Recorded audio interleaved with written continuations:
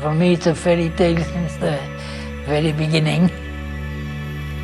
Actually, it is another way of living the whole adventure of life on Earth, and it was not a belief, it was a practice of every day being slightly different and giving this life not for myself, but wow, for this discovery.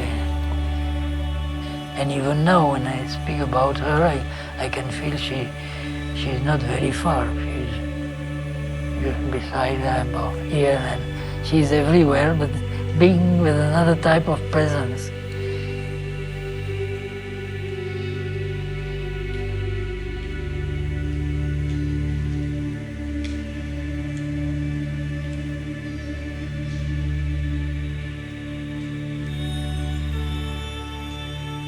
Actually, I was looking for something about, in the beginning, the Tibet and these countries where they were practicing some yoga, and once I heard about the existence of Mother, the ashram, and I did write too, and Satprem did answer to me and told me that actually Mother had a son who was in Paris, and I had also the address, so I was simply coming cycling to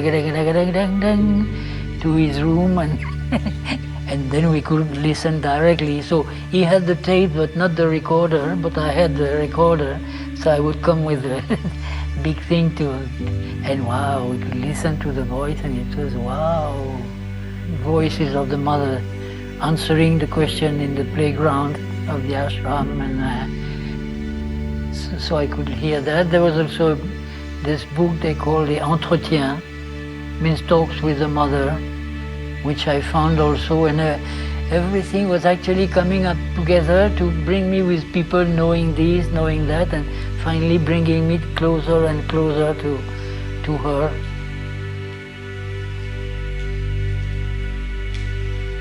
I came in 1966 for 2 months to see Mother after I had these holidays from the school work I was doing in France. But actually when I could come, and I could come by ship, so for 12 days we were on a two big chimneys ship and going and singing with the sailors, and it was a real fairy tale like already.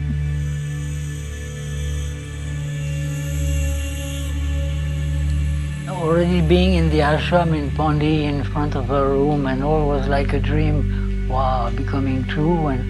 And when I asked if I could meet her directly, but knowing there was a lot of people waiting for her, they gave me a possible appointment for the last day of my stay in Pondy. And so in the beginning something was a little, wow, I'm just coming, and they are giving me for the last day. But actually, as I was working in school and integrating my life into the ashram life, I discovered, hey, but this is where I would like to stay and be and home. So it's simply, so at the last date I did ask, hey, Mother, may I stay with you? She said, it is understood. So I simply put up my backpack, which I had put aside to go the very day itself back to France, but I never used it. I gave it to somebody, and seeing her just like this was coming back home and be directly with what I was looking for without knowing even what I was looking for. But it was, hey, but this is where I have to be, and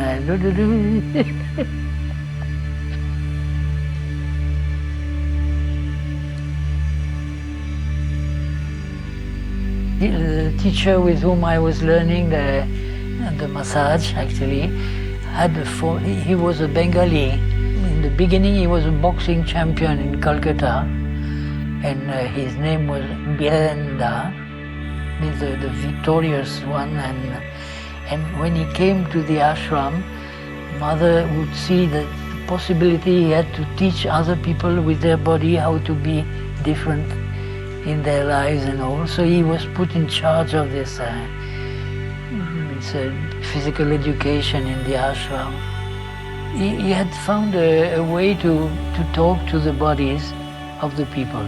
Means not having a medical formation, but he knew the body boom, almost cell by cell, and he was really able to listen to a body's asking something. So it was a practical teaching, not a theoretical, if this is there, so you do that. And the first big advice he gave me, and was really the discovery of life, was like, first you put your mind under your heels and you don't think. When you talk to another body, you are nobody.